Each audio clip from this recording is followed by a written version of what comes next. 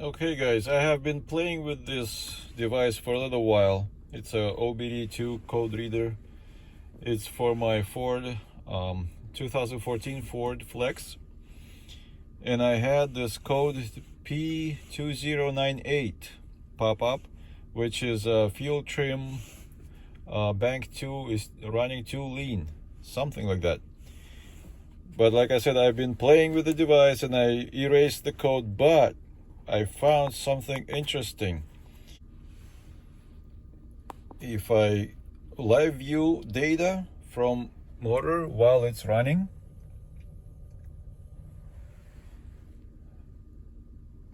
and if I select certain items from the list, for example, short fuel trim, long fuel trim 1, short fuel trim 2, and long fuel trim 2, and I just watch that, all of them on the idling RPMs in the negatives, except for long fuel trim 2, which probably the downstream sensor stands for long fuel trim.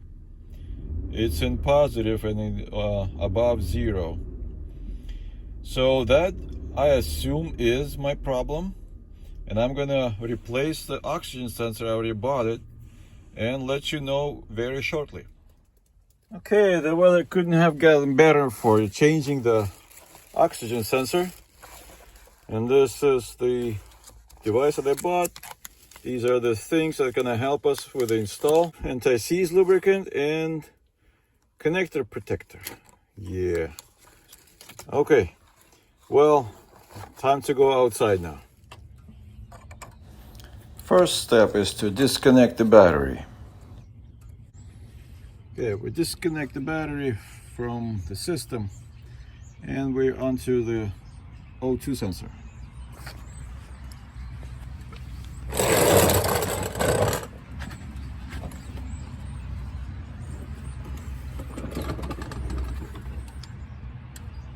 And there it is. Post catalyst O2 bank 2 sensor.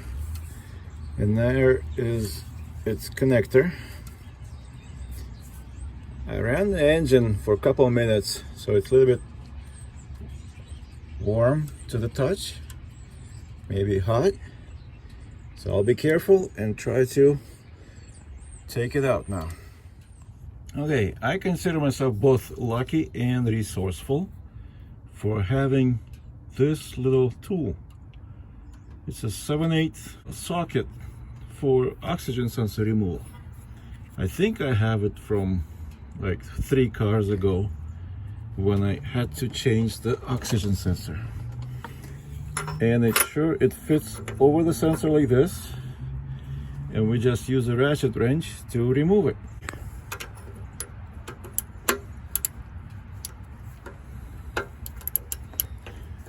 Something like this.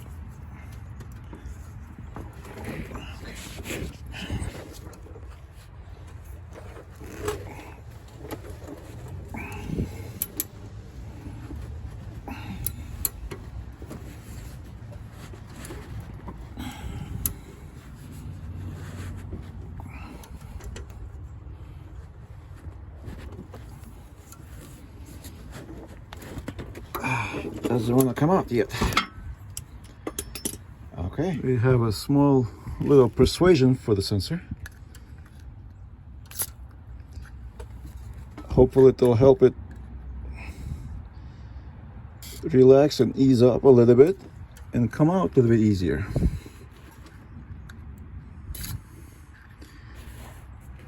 Now we're gonna wait a couple of minutes and then come back. Okay, one more attempt.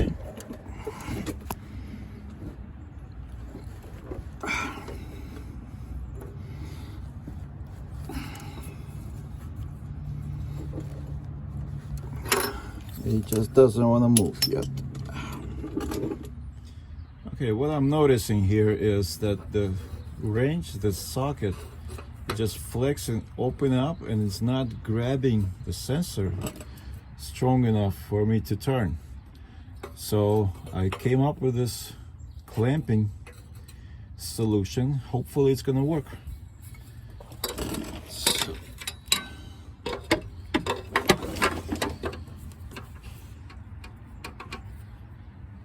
okay, and I use a bigger drive ratchet because that 3/8 doesn't feel strong enough.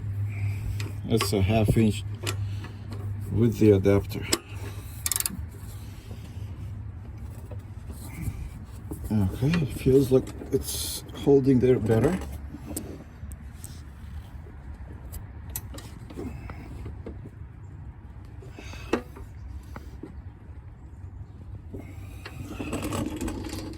Nope.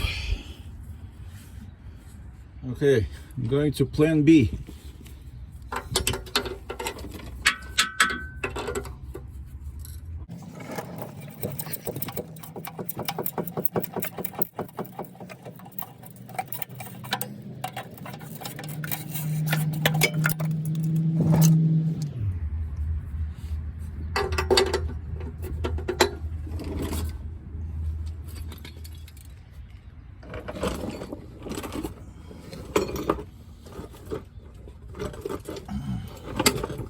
All right.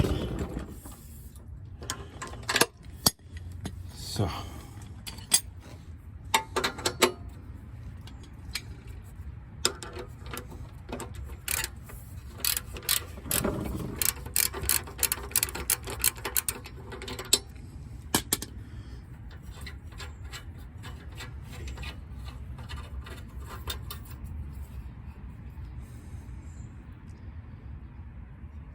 Doesn't look bad.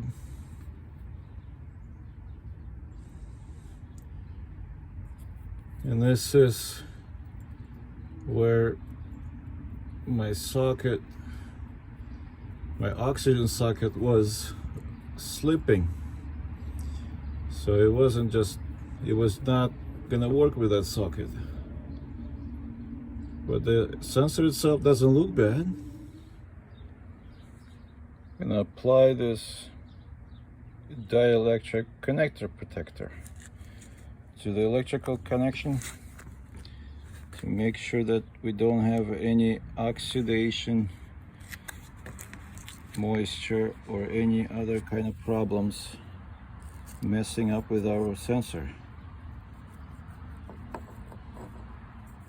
Okay, we're getting ready to install the sensor, and it turns out it already had an anti-seize agent applied to the threads. So I'm gonna save myself that little packet. Okay.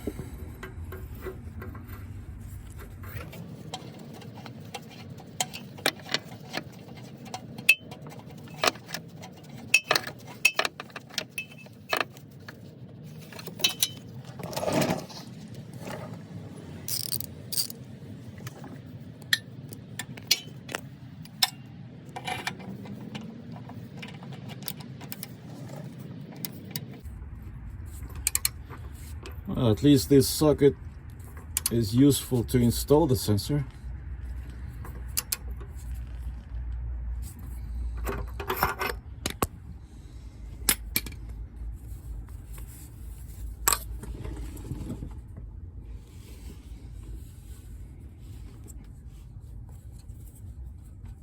Plug in the connector.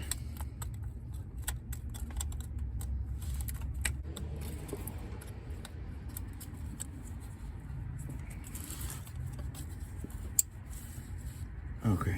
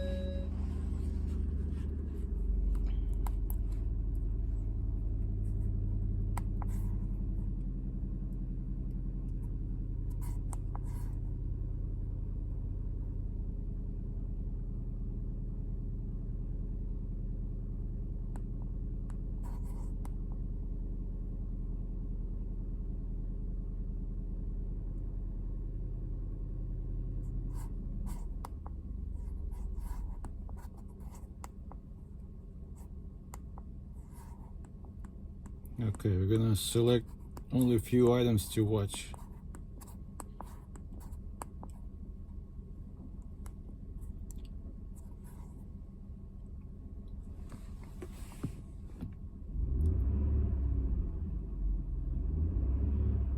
Okay, the difference now is a long field trim 1 is at 0, and so is long field trim 2. Before, this used to be negative number and this was positive number.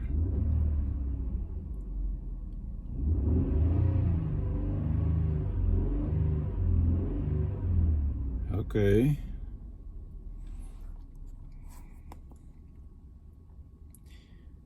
Complete data set.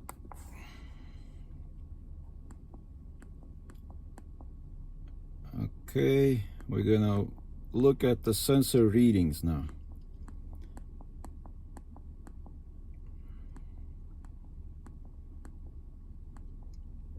Okay, sensor 2 has some readings. Another bank 2, sensor 2 also has some readings. And they change with RPMs.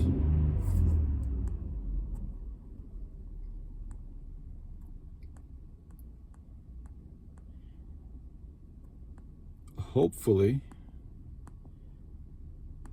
O2 sensor 1 milliamps.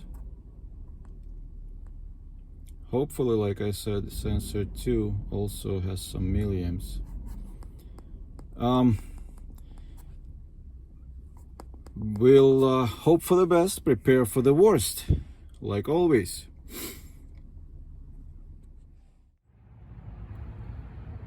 Okay, looking further into the way the sensor broke off, this is the old sensor. It looks like it had a crack all the way around because the metal is not fresh. I didn't just break it now. This little V-shaped break is where the metal is freshly broke, right here. But all the way around, it's been covered with rust. So, and yeah, we can see it inside there more pronounced. You see where the fresh metal broken and the old break. So that could have been the reason why sensor didn't work right. Again, hopefully that was it.